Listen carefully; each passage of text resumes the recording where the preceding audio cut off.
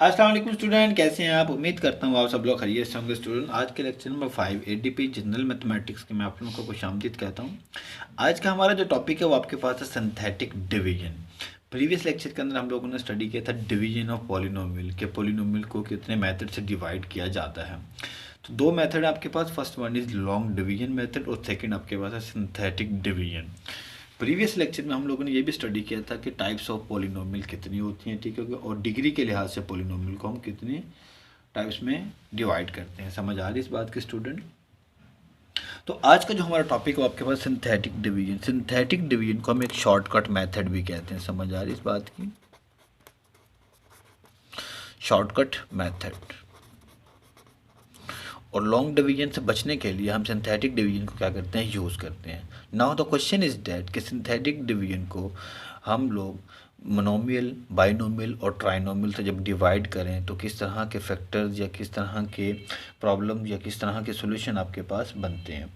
तो गौर कीजिएगा, याद रखिएगा, सिंथेटिक डिवीजन और लॉन्ग डिवीजन का जो आंसर होता है वो आपके पास क्या होगा, ऑलवेज सेम होगा। क्लियर हो गया। आप कंपैरिजन इसका देख लीजिएगा। तो क्वेश्चन हमारे पास है जी, हम एक लेते हैं जी, कहता है जी डिवीजन करें जी, ठीक है, डिवाइड द पॉलिनोमियल। जो फर्स्ट पॉलिनोमियल आपके पास वो आपके पास है 2x⁵ minus 3x⁴ plus 5x³ minus 3x² plus 7x minus 9। हमने डिवाइड करना है इस पॉलिनोमियल को जिसकी डिग्री कितनी है 5 और इसका लीडिंग कोफिशिएंट कितना है 2। किससे डिवाइड करना है जी, x² माइनस x माइनस 3 से। आपके पास समझ आ रही इस बात की स्टूडेंट।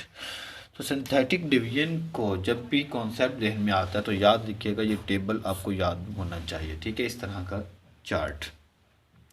सबसे पहले तो हमने एक चार्ट बनाना है, फिर उसकी हमने लिस्टिंग करनी है, देन हमने क्या करना है, उसको सॉल्व करना है।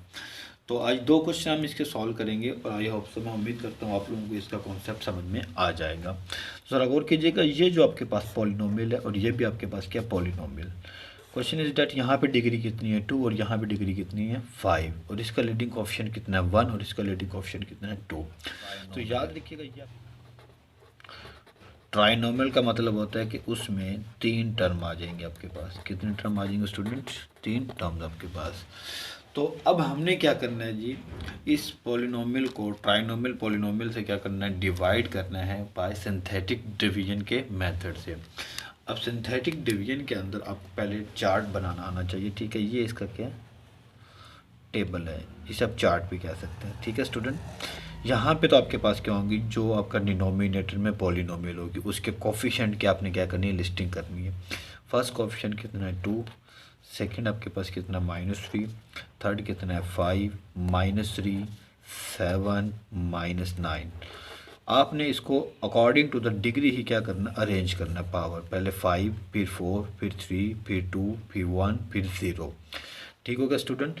अब अपने लेफ्ट हैंड साइड पे क्या राइट करना है यहाँ पे, ठीक है, वो आपके पास होगी डिवाइज़र के अंदर, ठीक है, मतलब डिनोमिनेटर के अंदर जो पॉलिनोमियल होगी उसके। तो वो कहाँ से स्टार्ट करना, आपने यहाँ से स्टार्ट करना है, ठीक है। सबसे एंड में क्या होगा, कांस्टेंट होता है, ठीक है। कांस्टेंट अगर माइनस का है तो आप उसे क्या कर लेंगे, प्लस का कर लेंगे। समझ आएगी, फर्स्ट कॉलम में आप ये राइट करेंगे, ठीक हो गया। और इसी तरह आप सेकंड में क्या करेंगे स्टूडेंट, उसके साथ वाला जो वेरिएबल है, जो टर्म्स है, उसका कोफिशिएंट, इसका कोफिशिएंट कितना है -1, आप उसको क्या कर देंगे 1 कर देंगे। समझ आ रही इस बात की स्टूडेंट। तो ये माइनस का होगा तो इसको प्लस का कर देंगे, अगर प्लस का होगा तो आप इसको माइनस का कर देंगे। समझ आ गई इस बात की। तो अब यहाँ पे जो 2 है आपका स्टूडेंट, इसको आप डायरेक्टली नीचे उतारेंगे। ये आपका जो 2 है डायरेक्टली आप इसे क्या करेंगे, नीचे उतारेंगे और यहाँ से आप क्या डायरेक्टली क्या उतारेंगे -3। तो ये वो हम लोग सिंथेटिक डिवीजन का अमल कर रहे हैं। लॉन्ग डिवीजन में बहुत इजीली प्रीवियस लेक्चर में एक्सप्लेन कर चुका हूँ, ठीक है। उसमें कैलकुलेशन कुछ ज़्यादा है, ठीक है। ये मेथड भी आपको आना चाहिए। क्लियर हो गया स्टूडेंट। तो आप ज़रा गौर कीजिएगा, स्टार्ट आपने कैसे करना है, ठीक है। फर्स्ट आपने क्या करना है जी, इसको मल्टीप्लाई करना है। 1 को 2 से मल्टीप्लाई करके इसको सेकेंड रो में राइट करना है, यहाँ पे इसको ऊपर राइट नहीं करना, ऑलवेज नीचे राइट करना। 1 को 2 से मल्टीप्लाई करके इसको ऊपर राइट करना। क्लियर होगा स्टूडेंट। अब आपने जो 3 है आपका, इसको आपने मल्टीप्लाई करके ऊपर राइट करना है। 3 2 से कितना आ जाएगा 6। क्लियर होगा स्टूडेंट। अब इसको प्लस माइनस करना, -3 में से 2 को माइनस करेंगे तो आंसर क्या बचेगा आपके पास, -1। क्लियर होगा स्टूडेंट। अब आपके पास ये क्या आ गया, 6 और 5 कितना हो जाएगा, 11 हो गया आपके पास। ये फर्स्ट स्टेप क्या हो गया, कंप्लीट हो गया। और इसी तरह आपने सारे के सारे स्टेप को क्या करना, रिपीट करना है। क्लियर होगा स्टूडेंट जी, गौर कीजिएगा। अब आपने क्या करना, 1 को किससे मल्टीप्लाई करना, -1 से। 2 से तो हो गया ना दोनों का, ठीक है। -1 से, इसको -1 से मल्टीप्लाई करें, ठीक है। अब 3 को -1 से मल्टीप्लाई करके कहाँ राइट करना, ऊपर राइट करना आप लोगों ने। क्लियर हो गया स्टूडेंट। 11 में से -1 करेंगे तो आंसर क्या आ जाएगा, 10। और जब 3 को -1 से मल्टीप्लाई करेंगे, ठीक है, सॉरी ये -3 कितना हो जाएगा, -6। क्लियर होगा स्टूडेंट। इस सेकंड स्टेप आपके पास क्या हो गया, कंप्लीट हो गया। सिमिलरली अब आपने क्या करना, अगेन मूव करना, ठीक है। अब अगेन आप लोगों ने वही स्टेप क्या करना है स्टूडेंट, रिवाइज करना है। अब जरा गौर कीजिएगा, -1 हो गया था दोनों का। अब 1 को मल्टीप्लाई करना है किससे, 10 से, तो आंसर क्या आ जाएगा, 10। 3 को मल्टीप्लाई करना है किससे, 10 से, तो आंसर कितना आ जाएगा, 30 आ जाएगा। क्लियर हो गया। यहाँ पे रह जाएगा आपके पास 4 और यहाँ पे आपके पास रह जाएगा 37। थर्ड स्टेप भी आपके पास क्या हो गया, कंप्लीट होगा। अब आगे आपने अगेन वही काम करना है, ठीक है। 1 को मल्टीप्लाई करना है 4 से, ठीक है। क्लियर होगा स्टूडेंट।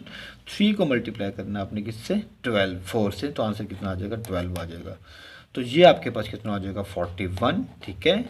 और ये आपके पास कितना आ जाएगा, माइनस का प्लस का 3 आ जाएगा। इसको अब देखिए, नेक्स्ट आपके पास कोई भी अमाउंट नहीं है कि हम इसको मल्टीप्लाई करके यहाँ पे राइट तो कर दें, फिर हमने वो काम भी करना, मतलब नेक्स्ट स्टेप हमारा कंप्लीट नहीं होता। तो आपने इसको क्या कर देना, नीचे वैसे का वैसे राइट कर देना है। क्लियर होगा स्टूडेंट। तो ये सारे का सारा जो प्रोसेस है सिंथेटिक डिवीजन में, बहुत ही आसान सा मेथड है, ठीक है। प्लस माइनस की कोई भी गलती नहीं है, जस्ट आपने कैलकुलेशन करनी है, फर्स्ट स्टेप के अंदर ही क्या हो जाएगी, वो कंप्लीट हो जाएगी। तो लास्ट जो 2 टर्म होंगे आपके पास स्टूडेंट, वो आपके पास क्या होंगी, सिंथेटिक डिवीजन। सिंथेटिक डिवीजन के अंदर ये जो चीज़ कहलाती है आपकी, वो क्या कहलाती है स्टूडेंट, रिमाइंडर कहलाती है। क्लियर होगा। सिंथेटिक डिवीजन के अंदर ये जो चीज़ होती है आपके पास क्या होती है, रिमाइंडर। जो फर्स्ट नंबर होगा वो आपके पास होगा कोफिशिएंट ऑफ एक्स, जो सेकंड नंबर होगा वो आपके पास क्या होगा, कांस्टेंट होगा। क्लियर होगा स्टूडेंट। तो ये जो अमाउंट बन जाएगी वो बन जाएगी 41x + 3। तो ये जो चीज़ आपके पास क्या कहलाती है, आपका रिमाइंडर कहलाती है। नाउ यही जो चीज़ आपके पास, इससे हम कहते हैं क्वोशिएंट। तो इसको राइट कैसे करेंगे, 2x की कितना आ जाएगा आपके पास स्टूडेंट, ये आपके पास है पावर, ठीक है। तो ये पावर में चला जाएगा 2x³ - x², ठीक है, प्लस 10x + 4 आपके पास। समझ आ रही इस बात की स्टूडेंट। 2x³ - x² + 10x + 4, पहला x³, ठीक है। फिर दूसरा आपके पास क्या होगा, क्योंकि 2 स्टेप आपके पास कंप्लीट हो गए, ठीक है। 2 ही टर्म्स गई हैं आपके पास। समझ आ रही इस बात की। तो याद रखिएगा, पावर भी उसकी 2 कम हो जाएगी आपके पास। ये क्यूब, ये x², ये 10x + 4, इस चीज़ को हम क्या कहते हैं, क्वोशिएंट कहते हैं। क्लियर होगा स्टूडेंट, क्या कहता है, क्वोशिएंट। और ये चीज़ क्या कहलाती है, रिमाइंडर। ये आपके पास क्या था, डिवाइजर। और ये आपके पास क्या था, डिविडेंड, तकसीम होने वाले। अब इसको राइट करने का मेथड सेम उसी प्रोसेस से होगा, ठीक है। गौर कीजिएगा स्टूडेंट। पहले आपके पास क्या आ जाएगा जी, डिविडेंड कितना जी आपके पास, 2x5 - 3x³ + 5x³ -3x² + 7x - 9 divided by, divider कितना आपके पास, x² - x - 3, ठीक है जी। इसको लिखने का जो मेथड है आपके पास स्टूडेंट, -x² + 10x + 4, फिर साथ में क्या होता है, रिमाइंडर। रिमाइंडर कितना, 41x + 3, हम यहाँ राइट कर लेते हैं, प्लस 41x प्लस कितना आ जाएगा आपके पास 3 डिवाइडेड बाय आपके पास डिवाइडर कितना जी, x² - x - 3। तो ये आपके पास क्या आ गया जी, डिवीजन और पॉलिनोमियल का आंसर आ गया आपके पास। क्लियर होगा स्टूडेंट। तो ज़रा गौर कीजिएगा, बहुत ही आसान सा मेथड है, बहुत ही इजी सा मेथड है लॉन्ग डिवीजन के अलावा, ठीक है, जिसे हम क्या कहते हैं, सिंथेटिक डिवीजन कहते हैं। तो सिंथेटिक डिवीजन आपके पास ये जो आंसर है और लॉन्ग डिवीजन का जो आंसर होगा वो आपका क्या होगा, दोनों का सेम होगा। क्लियर होगा स्टूडेंट। तो आप लॉन्ग डिवीजन से भी क्या कर सकते हैं, इस क्वेश्चन को सॉल्व कर सकते हैं। तो आप कंपैरिजन में देखिएगा, इन दोनों का जो आंसर होगा वो आपका क्या होगा, सेम होगा। क्लियर होगा। नेक्स्ट क्वेश्चन है जी आपके पास, वो कहता है डिवीजन निकालें पॉलिनोमियल की -x loop minus 19x² plus 36x-9 divide करना है जी हमने इस पॉलिनोमियल को इस पॉलिनोमियल से 3x² माइनस 6x प्लस 1 जी। तब ज़रा गौर कीजिएगा जी। तो हमारे पास जो क्वेश्चन है सोल्यूशन है जी इसका जी। सबसे पहले आपने ना हमेशा इसी को देखना होता है, वो आपके पास क्या ट्राइनोमियल है, ठीक है आपके पास। अब ज़रा गौर कीजिएगा, हमने हमेशा x² का जो कोफिशिएंट है वो 1 देखना है। क्या देखना स्टूडेंट? 1।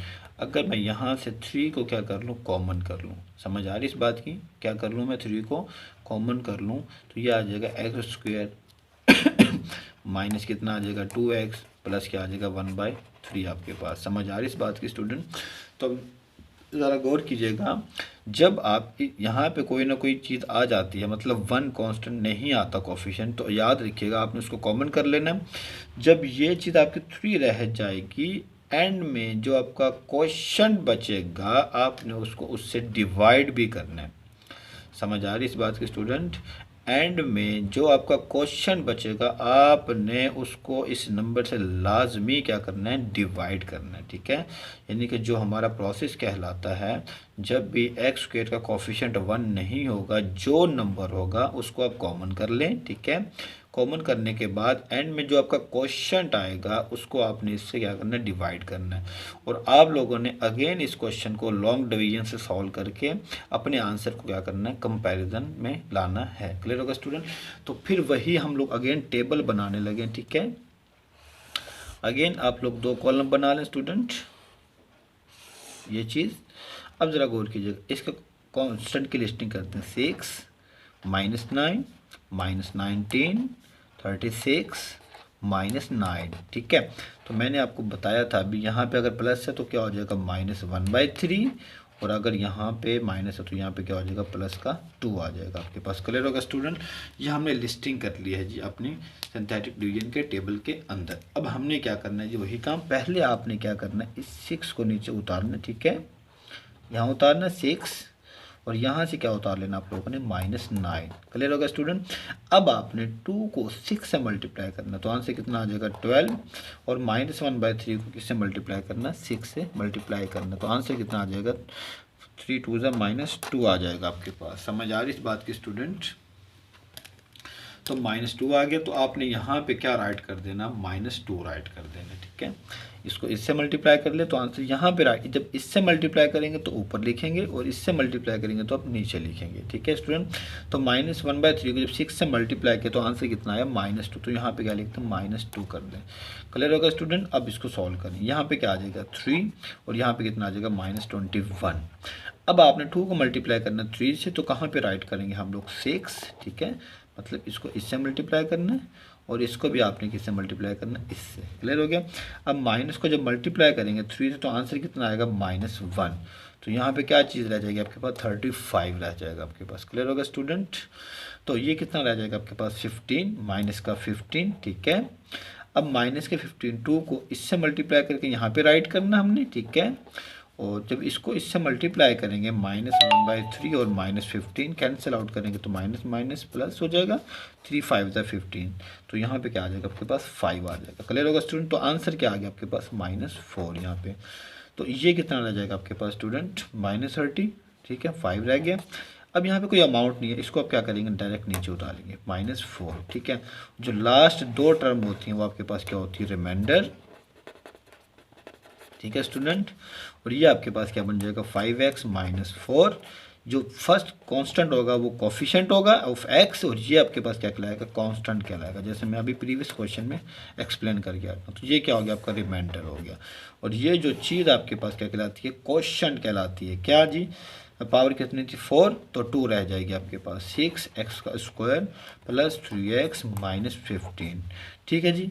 जो आपका क्वेश्चन आ गया, जो नंबर बाहर कॉमन किया था, आपने अब क्या करना है, इसको डिवाइड करना उस नंबर से। समझ आ रही इस बात की?